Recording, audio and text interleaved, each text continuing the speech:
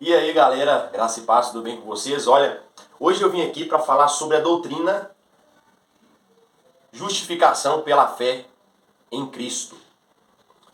Olha, essa é uma das doutrinas principais do cristianismo, uma das doutrinas mais importantes. E é uma das doutrinas que eu fico mais maravilhado estudando.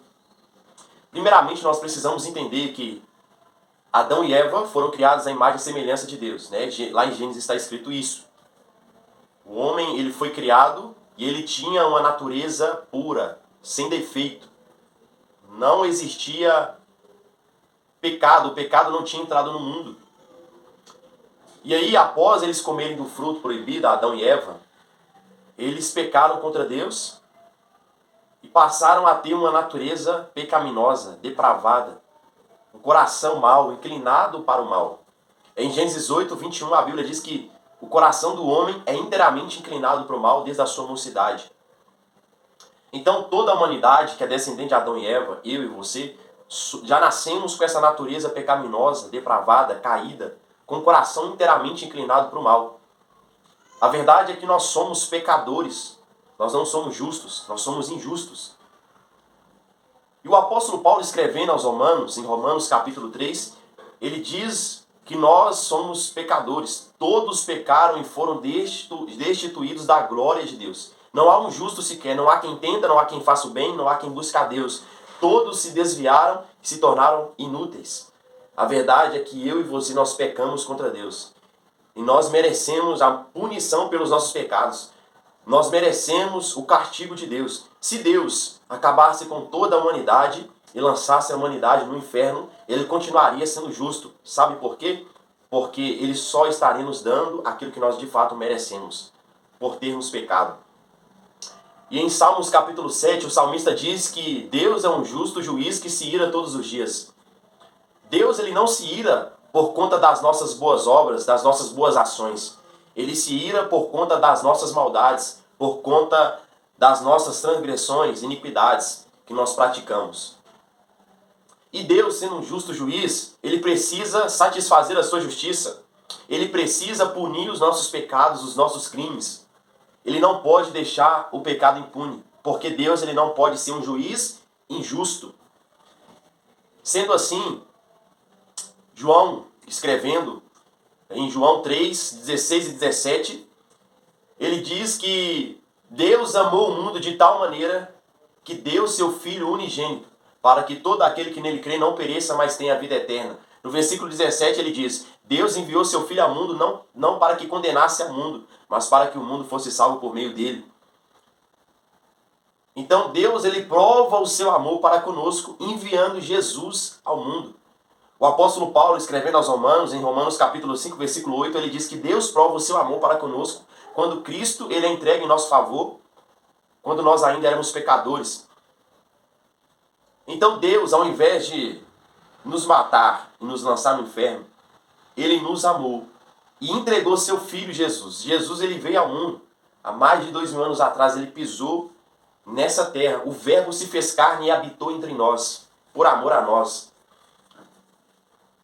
E o apóstolo Paulo, escrevendo aos Coríntios, em 2 Coríntios 5, versículo 21, ele diz que aquele que não conheceu o pecado se fez pecado por nós, para que nele nos tornássemos justiça de Deus. Jesus, ele não era pecador. Jesus, ele nunca pecou. Ele era justo, ele era puro, ele é. Só que ele se fez maldito por nós, ele se fez pecado por nós como? Tomando sobre si os nossos pecados e se entregando na cruz do Calvário. Isaías, profetizando acerca de Jesus, inspirado pelo Espírito Santo, em Isaías 53, lembrando que Isaías viveu antes de Cristo, muitos anos antes de Cristo, Isaías, ele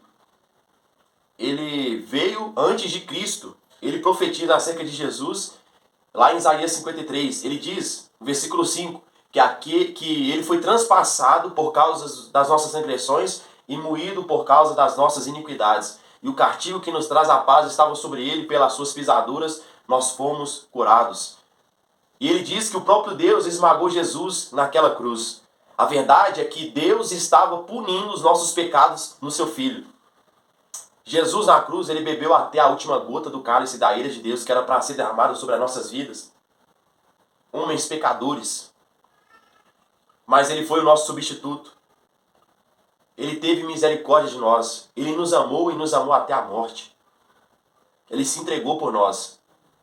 Agora, todo aquele que nele crê é justificado por Deus, aos olhos de Deus. Todo aquele que crê em Cristo, os seus pecados são perdoados. Os seus pecados são apagados. E essa pessoa é justificada por Deus. Ela é aceita por Deus. Ela se torna amiga de Deus. Lutero, ele dizia que nós somos justos e ainda somos pecadores. Justos porque nós somos justificados pela fé em Cristo. E pecadores porque ainda nós habitamos em um corpo de pecado. Nós ainda pecamos. Nós não conseguimos ser salvos por meio das nossas boas obras. Nós não conseguimos ser justificados pelas nossas boas obras. Nós não podemos ser justificados ajudando os pobres, os órfãos, as viúvas, os necessitados. Em outras palavras, pelo nosso esforço. Nós só conseguimos ser justificados pela fé, pela confiança em Jesus e no seu sacrifício. O apóstolo Paulo diz em Romanos 4, 25, que Cristo, ele morreu, ele se sacrificou pelos nossos pecados e foi ressuscitado para a nossa justificação completa. Então essa é a maravilhosa doutrina da justificação pela fé em Cristo. Diante dessa maravilhosa verdade, dessa graça, desse favor merecido, desse grande amor de Deus, como não amar esse Deus? Que nos amou primeiro, como não nos entregar a esse Deus? Como não viver para a glória unicamente desse Deus?